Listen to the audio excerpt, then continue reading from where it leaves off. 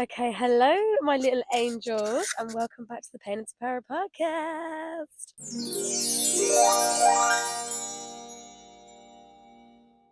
So, today I'm going to talk about my healing journey because I had people ask me, like, how did you get into spirituality? Like, what was your journey? Blah, blah, blah. So, um, I would say, so I feel like it started around like 18 years old. I feel like as I hit that age, um, I kind of started to really open my consciousness up. Basically, I'll tell you what happened. So my friend Demi was all into like manifesting and she'd like seen it on TikTok and I was like, all right, Dem, like I was just thinking she was being gullible. Like I was thinking, all right, yeah, yeah, yeah. She's like, no, Chloe, like, honestly, like you write it down, it'll happen. And I think, okay. And then actually I started to like manifest my first partner in and it was really weird. Like I started to manifest them and they had me blocked and everything. And then literally I saw them in the pub. I felt like I was going to see them in the pub as well when I was going.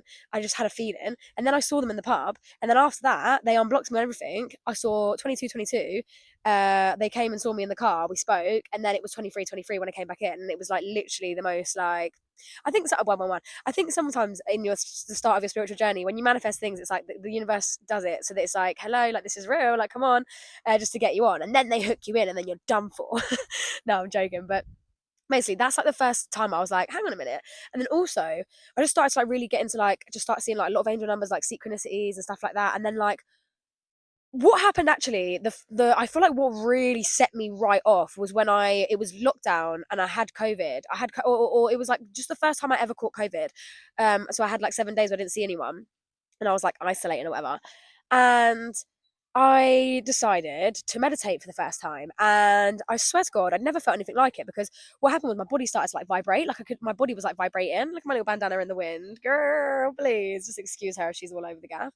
But yeah, and then I started to like meditate for the first time, and I was like shaking and stuff, and it was so like it was like something I'd never meditated before, so I'd never experienced like what that is like feeling the energy in your body, and it's like the energy starts to vibrate, and like with your breath, you can literally like access like different states of consciousness, and you like sort of activate energy in a way. 222 on the timer.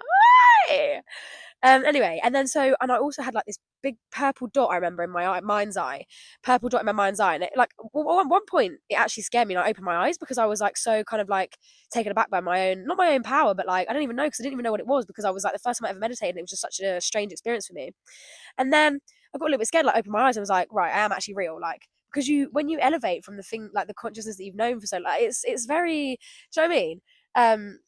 So yeah, and then I had this purple dot in my mind's eye, this purple dot, and then like it was like I was really focused on this purple dot. And it was like pulsating. This purple dot was pulsating. And then I opened my eyes, and then after that meditation, I think I woke up at like 111 as well. Like I literally when I got up from meditation, it was 111 in the morning, and literally I remember just like going onto YouTube and like searching up the third eye and like just going into like all these like rabbit holes kind of thing, and like really just like God, like going on these like streams of like I don't know, just getting really curious. I got really, really, really curious. I've always been a very curious person, but the world kind of like bats it out of you and just says like, "Come on, no, this is what's happening, and you got to do this," and like just shut up and just get on with it, kind of thing. I've always been like a very curious child, and then like I feel like adults sometimes are just like, "Oh, shut up!" Like you just don't know like, you know what I mean? Anyway, so um, yeah, started getting like really curious after that, and then it was like that was a turning point because I realized, hang on a minute, there's something a bit more to this life. Like there's something a bit more going on with me and like my everything. And then not long after that, I had this like real urge to go in the nature. Like I felt like I had this energy come to me of like being in the nature when it's like with a hot flask. I don't know what it was. It was like I needed to be in the trees with like a flask of something, and like just like I felt like I don't know. It was like the forest was calling to me. It was really really strange. I always remember it as like a call. It felt like a pull and a call to like go and sit in the nature. So first time I done it, I sat with this tree, and for some reason I felt the need to put my hands on this tree. So I put my hands on this tree, and this is the thing: like all these things just happen like so randomly and like naturally, and like I put my hands on this tree, and then I started taking deep breaths of this tree. Oh, I love trees. I actually love trees like differently. Like, I love trees and like leaves and grass more than I love people sometimes. Like honestly, I have a relationship with the nature. Like I love it. Um, Especially trees, man. Trees are slaying. But yeah, I put my hands on this tree, started taking deep breaths, and I swear to God, I was like in tears. Then I was laughing. Then I was in tears. Then I was laughing again. And it was like this weird kind of like emotional process. And I was like, the trees have powers or something. I was like, something's a little different about And then I would go, and then I would started to go quite a bit. I started to like go and do like, I started to make fires with my friends, and like I just anything to just get on a camp chair and get in the nature. I was like, should we go like make a fire, or like should we just go like be in the trees like somehow like, oh. And then I was obsessed, and then I was going all the time, and I was going on my own quite a lot. And I remember one time I was like sat there in the nature, and it would always be like a little bit of silence, a little bit of like not uncomfortableness, but like you just sort of sit there, and then like once you sit there, especially if you like to take deep breaths, it's the deep breaths that like sort of like uh initiate. But then also like putting your hands on a tree would initiate. Like as soon as you put your hands on a tree, take deep breaths, just wait, and I swear to God, things will start coming through. Things will start like they'll start communicating with you. Oh, just the bandana's gonna be doing the madness, and you're just gonna have to love it, girl. Okay, yeah, she's gonna be doing the madness the whole thing. That's fine. I'm just checking this mic's on because I'm scared it's gonna die. And yeah, and I remember just literally like having this moment with the nature, and I was surrounded by trees. I was sat in this place where I was just surrounded by trees, right? And I literally started bawling my eyes out, and I just said, "I'm just so sorry," because I was like, "I'm so sorry that like we treat us as a human race, like how we treat the nature." And then also I was like just so upset about like how disconnected we are as people, and like just how like vile we are in terms of like how we treat the nature and how we treat each other and how we treat ourselves. And I was just bawling, like apologizing to Mother Nature, like having this whole, I'm telling you now, go and visit the nature, and put your hands on a tree and breathe with the tree, and like just go and do like go and be with the nature, and I'm telling you, it will transform your whole entire life, your whole entire perspective, your whole entire perception of life. And like it will lift so many limitations. And like, oh mate, as soon as you see the nature, you will start to realize the magic of your own self and the beauty of your own self. And that is honestly what started me on this rocket of a spiritual awakening. Like this is what literally cracked me open and just sent me flying into a whirlwind of spiritual bloody journey and madness. um yeah, that's where it started. And then so it was like the first steps of my healing, like the sort of like basics of like learning about sort of like meditation and breath, sort of learning about frequency, learning about vibration, learning about, you start to sort of learn the basics, and it's not like you're learning because it's like you're recovering things that you know in your soul, and things that are like known collectively in the ancient wisdom. And like, do you know what I mean? Like, yeah, you just start to really connect with the ancestors. You start to connect with like the wisdom that sort of like the wisdom of the ancestors. It's like the trees open up, like I don't know how to explain to you, like the trees are like ancestors. It's almost like they hold this like ancient wisdom, and they also are like, hugging a tree is like hugging your best friend. It's like hugging, like the trees and the nature will honestly love you and not judge you and love you unconditionally when no one else will. Like honestly, life saving. Put your feet in the grass, put your hands in the grass, and take deep breaths. I'm telling you, as soon as you put your hands anywhere, it's like an extension of your heart chakra. Just hands are just so powerful. You'll learn that. And that's why when I do like the Reiki videos and stuff, like people say like, I don't know what, something about that just made me feel so calm, or made me feel so like, I can't believe that like they have like these like profound experiences when I'm just like going like this and like putting intention and like working with energy and stuff. It's like hands are so powerful, and so are your feet obviously as well. But yeah, so that's when it all started first happening, and you start to like really uncover this stuff. And then eventually, okay, and then I feel like a switch happened where I'm gonna get a bit like candid and vulnerable, where this spiritual journey isn't all about crystals and tarots. So that's the thing. I got on myself a tarot deck. Like I started to really, but I was still very much human, having experiences 444.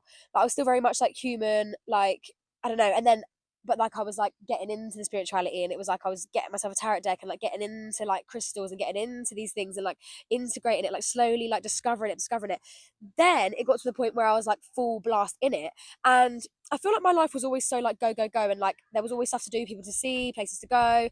So like obviously I had the time on my own, and I did the work, and like I went to the nature and stuff. I'm sure that this is going to fall over in a minute 'cause this wind.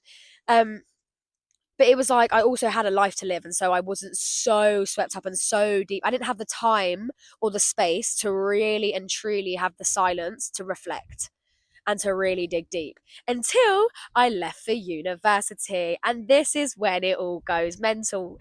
No, but it's like I massively evolved and ascended spiritually in terms of like my gifts and being able to like connect with spirit, and like like my level of like doing tarot readings is like got really good, like being able to connect, like journaling all the time, and like taking myself here there and everywhere, like like romanticizing my life, like taking myself to museums and just like really like dressing how I want to dress, and like liberating myself and freeing myself, and like just connecting with like the high vibrations that is authentic expression and like just passion and like beauty and So there was definitely an element of that definitely increased when I was on my own and I was away from everything that I'd ever known. But then also what then happened is that I then had so much time. Oh my god, this bandana is literally just flying away. Hang on. Guys, you just have to excuse like the state of this bandana, really. Bandana, like you just have to excuse it because I don't really know where it's at, but yeah. So what was I actually talking about? I was talking about oh, that's what I was talking about. Did you see the shock that came out? I was like, oh, I remember. I remember like last week when I had nothing. Me and Biggs on the high road trying to double profit. No, let's get rid of that because don't rate him. Anyway, so yes, this is what happened. I went into the deep depths of hell. That's what happens. No, but I then started to have all this time in my hands. Someone that is so used to functioning and thriving and surviving in the chaos then had all this bloody time. And I was like, I also didn't know people, so I didn't have anyone to like really go and see. It was like I literally just had me and me. And getting used to that solitude is the hardest, scariest, loneliest, most awful thing I will tell you now. But it is also like now, when we talk about a full circle moment, like I wanted to do this video because I have to like God, like when I look back at my spiritual journey, like the start of it, and then like the step up from like the start of it, like all fairies and bloody crystals and fun and nature and fun, and then literally and like a little bit of like obviously healing and stuff like that. But it felt like good to be healing. It felt good to be like doing the bits and bobs and addressing the things. But a freaking hell, God, did I know what I was in for? Not a clue, not a chance. Like you do not realize how much you hold and how much you hold ancestrally not just your own experiences of trauma and bloody whatever else. It's like, oh, and it's not even just like the trauma you experience from your friends and your family and all that. It's like the trauma you actually experience from the world itself and the shackles and the chains and the insane and the brains, you know? So that's then when I started to have all this solitude and I was doing deep spiritual work. I was like, but then I was also I was going into like deep meditations and like, again, I was definitely spiritually ascending. But I was also having to really do the shadow work. And shadow work is basically like the parts of yourself that you lock away and you push away, you try to like fix or get rid of or and for a long time I feel like shadow work, I thought it was like, you know, like your anger and like your sadness and your depression and stuff like that. But sometimes like shadow work is like literally like the part of you that like won't let you express yourself authentically because you're too scared of your fear of perception or like there's just like shadow is like it also holds a purpose and it can protect you. Like, you know, a shadow part may be the part of you that masks your ADHD, so or like masks parts of your personality so that you can actually survive in certain environments. Whereas I was then, you know, brutally sort of met with the fact that I no longer need to pour into like I no longer need to put my needs aside to help other people. I now need to look at my needs, you know, and that's hard. It's like I no longer need to be hyper aware and hypersensitive in every single room to like protect myself, or I no longer need to like feed myself chaos in order to stay, you know, happy or to stay functioning, because if I stop for a minute I'm feeling pain. I'm feeling heavy weight and heavy pain. I then had the sanctuary, the time, and the space to actually feel the stuff that I was not feeling for a long time. Does that make sense? Like, that is one of the main things I remember occurring was like the things I hadn't been feeling for a really long time. I then had to feel full blast and full clarity and whack. And it was a lot, man. It was all been a lot. Like, when I tell you this spiritual journey it's not all fairies and fairies and fun. It is like, oh my god, it's like earth-shattering pain. And I don't want to put you off, guys, because the thing is, it's like it's all for a reason and it's all for a purpose and it's all actually power. Like, Pain into Power podcast literally comes from the fact that I started to realize that you can get all upset about the pain you carry and you can sit in the deep depths of yourself and go, oh my god, this is scary, this is much, because even no matter how much you master your own pain, it's not going to stop other people from causing you it. It's not going to stop the world from causing you it. So it's like, oh my god, you suddenly realize that whoa. There was a reason why I was living in chaos. There was a reason why I was working 60 hours a week. And when I wasn't working, I was out. And when I wasn't out, I was going here and doing that and being here and doing that. There was a reason for that. You soon realise that that's a coping mechanism. So you're shunting out so much of the pain that is occurring inside and outside of you. And that's what happens when you're born into like quite toxic environments. That's how you cope. Like that's why I feel that's where like my ADHD kind of comes from. I feel like I don't know, like, do you know what I mean? Like always just being like master alchemizer, or like maybe even like, I don't know, distractor, master distraction. But like, I don't know. I don't even know, but like I know exactly what I'm talking about, and you might know what I'm talking about as well. Like it depends. I feel like even if you haven't got ADHD, this everyone's coded in that way. I always think everyone's neurodiverse. Like we're all neurodiverse. Like nobody's neurotypical because we're all different. So it's like we're all neurodiverse because we're all like neurally diverse because we're all having different experiences. But anyway, and our brains all work, you know. God, it's just whether you're good at conforming or not, I think. Do you know what I mean? It's like some people just really are so sort of the other way up here and like kind of so expansive they can't shut themselves down into a box. Do you know what I mean? And I'm not saying that people that are neurotypical aren't expansive. I'm just saying like it's easier for some people than others. Like, and ADHD is a real thing as well. I'm not just saying that everyone's got it and it's like a minor thing because I know myself. It can literally it is a big barrier, but it's a big barrier in the capitalist world. I know myself that it's not a big barrier with things like this. I'm a bloody legend when it comes to like writing or when it comes to something I love, like sports or you know what I mean. Like I can really perform at levels that normal people or neurotypical people can't because not can't, but obviously they can. But I just mean like I can excel in ways that are not normal, but then I can also be I can literally not excel in ways that aren't normal. Does that make sense? But anyway, yeah, so there was a big shock horror of like then doing the real gritty work. And that has been my journey for the last, let's say like just under 3 years, like just like 2, 3 years, because that was my first year journey, my second year journey, my second year. And let's talk about the shift as well into second year. Like first year, I was still sort of like young, dumb, still sort of like living my life. But I had some really like some of the main things that were really hard is coming to uni around privileged people that like don't, it's not that they don't carry trauma, but it's like, I was always like met with my friends that also know what it's like to be going through madness. I was always sort of met with like-minded or like not like-minded but like familiarness and just like also realness because when you don't have money it's like people are a lot more authentic because we can't afford to be anything else, you know. And it's like I then came to uni where and it felt like I always feel like I'm so much older than I am. Like I always feel like I'm ooh, all right.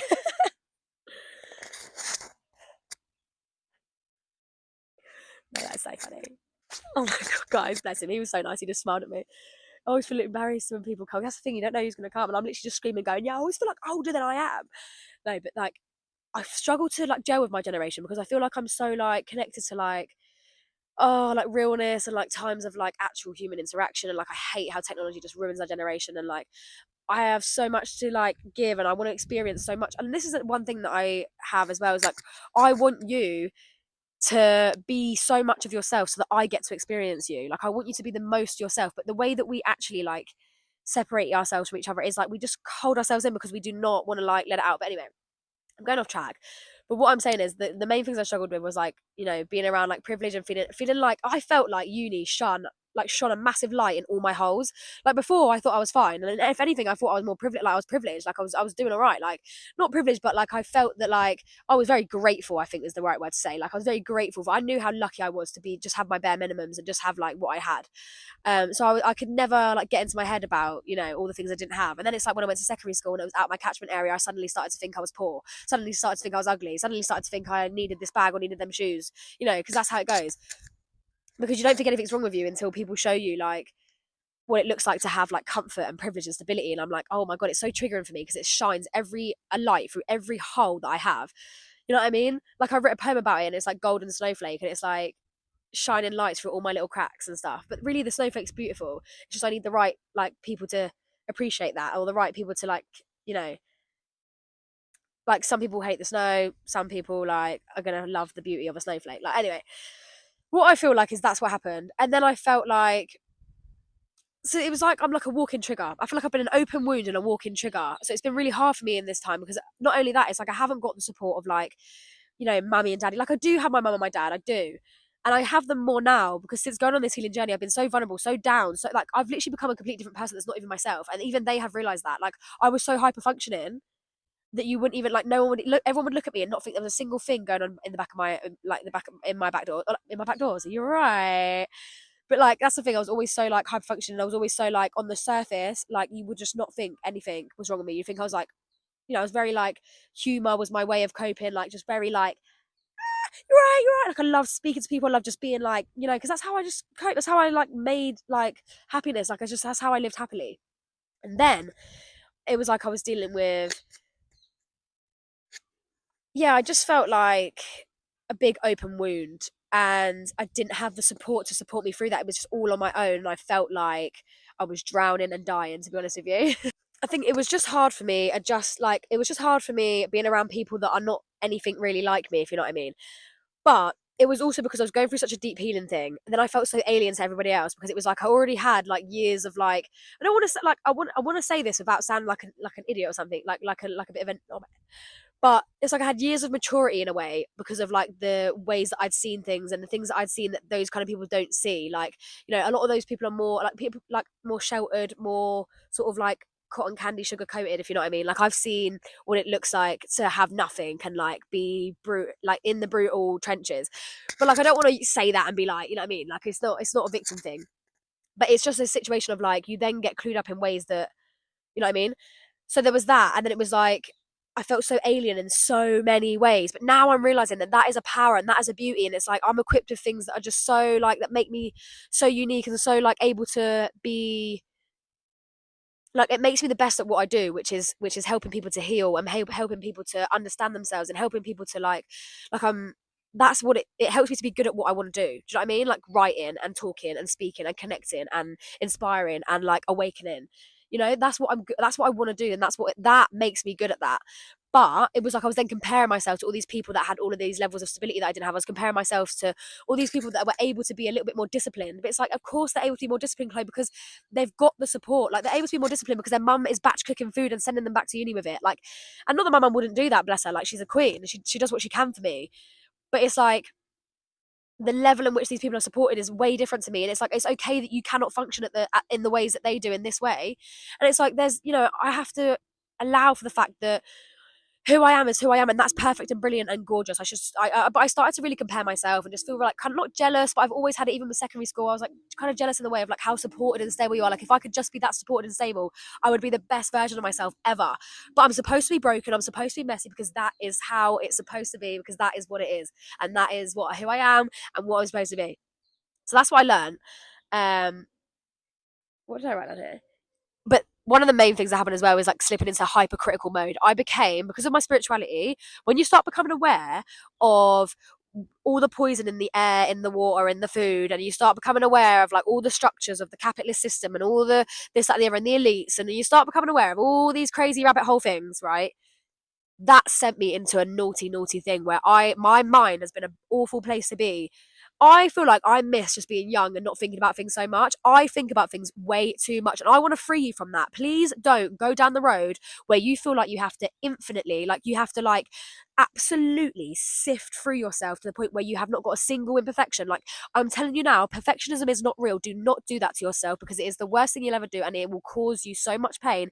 I the Honestly, all the trauma I've experienced in my life, nothing on the pain I have actually caused for myself in terms of mental stress and literally torturing myself with you stop doing that. You start doing that more. I spent the amount of money I've spent out on buying sea moss, you know, amount of money I've spent out on getting a water filter, on starting to eat healthily, going vegetarian, going plant based. And then at one time I got so obsessed I would not eat a single thing if it had a single ingredient that was not okay with my brain. So I was literally, what was I eating? Air? But no, I was still eating, don't get me wrong. I'm lucky, touch wood, like I'll never go down that road. I can never not eat because I'm sorry if that's triggering for anyone. It's only because personally I'm just such a foodie. Like I just am obsessed. Like I can never go that way because I think I just love it so much. But I literally got to the point where I was like, I could never eat again. Every time I got hungry, I was scared because I didn't know what to eat because everything is poisonous. And I don't want to talk too much about that because I don't want to trigger anyone. But that's just my own personal experience. That's what my mind was doing. And I watched this video about this woman who was just saying that even carrots are bad for you because they sit in your belly too long. But she was this woman that was like clearly like very herbalist, like had gone on her, she was like 40, 50 years old, like has her own salad business in like some really beautiful country somewhere, and she's very clued up on the frequencies and the truth of the universe, and like she's very clued up on like what fruits and foods are like really good for you and good for your system. And it's like I was 20 years old in the middle of Liverpool, you know, at uni, a student, broke, skin, traumatized, like the first time I've ever been away from home. And I'm literally looking at this 40-year-old woman who is talking about how she only eats this, this, and this, and this, and how clean she is, and then literally it sent me. It sent me. I could not eat because I was like, every time I got hungry, I was panicking, and I was just I was in a state. I was in such a state for a very long time, just not being able to eat things because I'm just scared of what goes in, what went in it, and I literally lost weight like I think generally I lost weight not just because of the vegetarianism, but because I was actually so stressed, and I started to look at myself and I was like, oh my god, I'm actually losing weight, and that is the like saddest thing that's ever happened to me, because I love chunk and I love it on other women. I think chunk is beautiful, and I think obviously there's an extent to like not being unhealthy and all the rest of it, but for me, I like to be a little bit chunky, like have a little bit of chunk on me, a little bit of like meat on me. Like I don't like to be able to like see my bones. And not that that's a problem if any, like I don't want to talk too much about this because I don't want to trigger anyone, because every single one of you is beautiful. No matter what you look like, I am telling you now, you are beautiful, period. And don't want to hear nothing else. And I don't want you to think I'm saying anything else. This is just my personal, literally, I'm running you through my mind. Do you know what I mean? So I'm like, I like to have chunk because I've always been an athlete, and like I've always wanted to like, I like a bit of like muscle, a bit of chunk, a bit of like something to work with, a bit of warmth, you know. And most importantly, I was losing my bum. And I was upset about my bum was gone. And I was like, what? And all my shoulders like slanted and like I just went skinny. I went gaunt. Like not gaunt, but like I've actually put my weight on. I don't know if it's because I'm on my period at the moment, but I'm just a bit more plump. I'm a bit more back to my, you know, I'm just a bit more, and I like it. I'm happy about that, man. Like that's good, you know. Anyway, I've never been a person to care about my weight and all that stuff. It was literally what I got crazy about was the bloody stuff that was going in it. And obviously, I'm so, like, if you have any other issues of stuff like that, like my love goes out to you. But I need you to know, like, it's literally your mind that is controlling you. Like it is your mind, and it is something that you can free yourself from, like I promise you. And like even if you think that I'm too big or I'm too small, or if you think any of these things, I'm telling you now, you think that because of something else. If you were to sit into yourself and really listen to yourself and really look at your, like, you must find the love for yourself, because you must have love for your body, because your body is your vessel. It's the thing that makes you able to be alive. Please love yourself, queen. I don't want to trigger anyone, so I'm going to stop talking about it now. But I love you, and I want you to just love yourself the most, the most ever. But yeah, that was it. So I went down all these rabbit holes, and I was like, not even wanting to drink the water, not even wanting to have food, like just, oh, I put myself in a coma. Girls, I put myself in a coma. I lost stress. I lost weight through stress. Like I literally was just not well. And mentally I was just not okay. I was going on cleanses and everything, man. I was fasting and shit. Like, not fasting, not eating, but I was fasting like spiritually and like actually intentionally, because I wanted to clear my body and stuff. But yeah, you can get really down to rabbit holes. So I want to speak openly about it so that you guys don't have to go through that, and you don't find yourself. And if you do find yourself down those holes, please feel free to message me on TikTok and just say, I'm struggling with this, and I will literally give you all the love you need, because babe, you do not need to do that. I promise you. Do not become so hypercritical of yourself. Do not strive for perfectionism. The most human thing you can do is actually be a mess. I'm telling you now, I'm going to wrap this up now, because the last thing I need to tell you is that being a mess is exactly what you need to do. Like, obviously don't go be a mess, but like, just be you. Like, do what makes you happy. And if that is a cake or a biscuit or a smoke or a drink, you do that, babe. Obviously, everything in moderation. This is literally what I've written here is literally what I've written here to help myself, because I've got to write things down, otherwise I'll be talking for years and years and years. But literally, this is what it is. I said, then the deep healing, the dark and hard mess. Then I put slipping into hypercritical ways, spiritual perfectionism. That is not what this is, okay? That is not what this is, what the journey is. That's what I personally went down, but that's not what this is, okay? We come here to be human. It is okay to still be human. In fact, it is very, very necessary.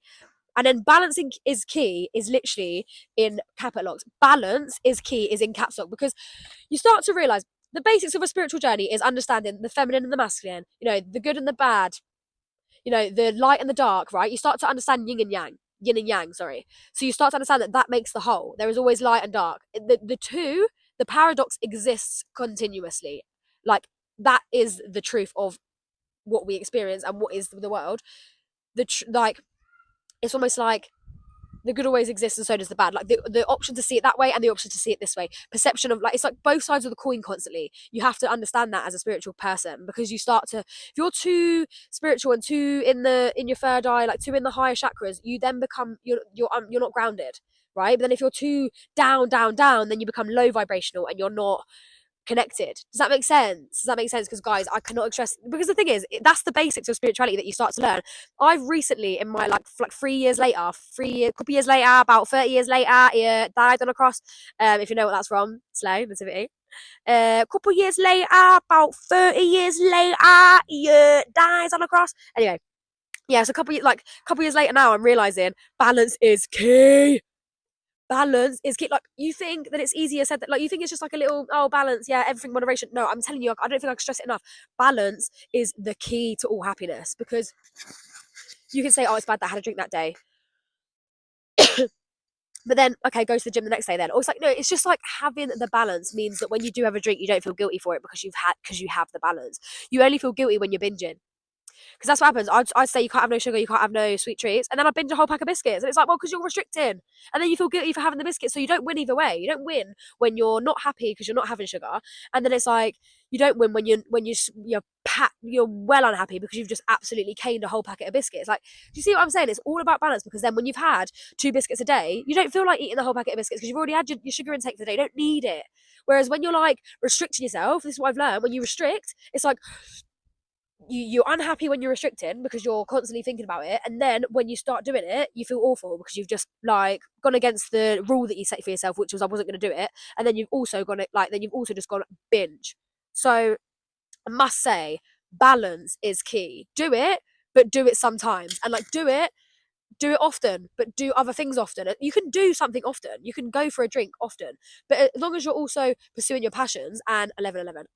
Okay then, because I saw it on the way here as well, which I'm saying. Yeah, as long as you're also a good person, as long as you're also loving yourself and doing self-care and doing things that love your body. Like, I eat so well. I literally was saying to myself the other day, like, and I was saying I'm so deserving. I don't know how my life is not blessed with miracles and I'm not raining down in miracles, but like, no one's saying you're not deserving. Like, you need to start, like, you need to really, really start noticing that for yourself. Like, you have just cooked up sagaloo, and it is beautiful, and you've cooked up little, like, the way that I cook is so, like, I am such a good little cook, and I literally cook the most nutritious, flavoursome, beautiful food, such fun and fruity things that I feed and nourish myself with. I should be so proud of myself, and it doesn't matter if every now and then I'm going for a drink, or I'm doing that, or I'm doing that. It doesn't matter, because what I am doing is pouring into myself more than anyone I know is. Like, and that's the key.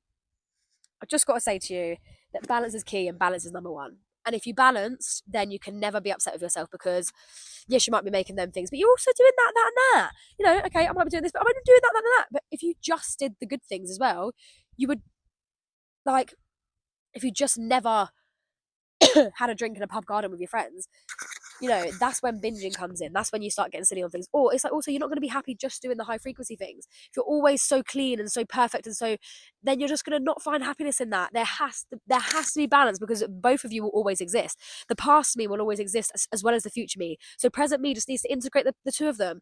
Like, the two of them, how I do that is by staying rooted and staying connected. And it's basically like your past self, your future self. It's like grounded and connected. It's like the root chakra and the crown third eye. It's like, literally, yeah, that's it, guys. Balance is key, and I hope that this video has been helpful for you guys. It's been really nice for me to talk about it, because wow, like, a spiritual, like, the journey that I've had, I still now struggle with things. Like, I'm only recently coming to these conclusions that, like, it is okay for me to be a mess. Balance is key, and I need to do everything in moderation. I still have these, my brain is still a mess, but I genuinely think it's definitely to do with, like, being in the city, constantly social media, constantly, like, uni and all that crap, like, being a part of the system, and then, like, the weather, and like this, you know, it's the culture, the vibes, the vibrations of the environment that I'm in. But that's why I have to allow for myself to be a mess, because this is another thing. I will stop it here and say, I am doing what I can with what I've got, and that is enough. Say it with me. I am doing what I can with what I've got, and that is enough. I am enough. Say it with me. I am doing what I can with what I got, and that is enough. I am enough. I am enough. I am enough. I am enough. And I am so worthy of the most utmost unconditional love. Be the love generation. Yeah, come on. Tell them. Tell them. Okay, go see the trees, go see nature. I love you. I love you so much, and I think you're so worthy of love. And I hope this video was helpful for you guys. Yeah, I'm still on my little healing journey, and I've got I've got so much to, like, so far to go yet. But I feel like I'm at a point in my life where I can weigh my bags down a little bit. Like, I'm at a point in the journey where I'm like, oh my God, please also remember to have the human experience. That's one thing I will say, is also remember on your spiritual journey, remember to also have the human experience. I can't stress it enough, guys. also remember to have the human experience. I can't express it enough. But I'm gonna go, guys. I absolutely love you with all my heart. I love you with all my heart. Kisses and hugs. Mwah, mwah, mwah. Please comment, please like, please subscribe.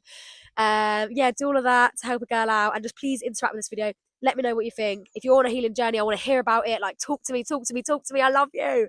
Okay. Ta-da, my babes. Ta-da, my queens. I love yous.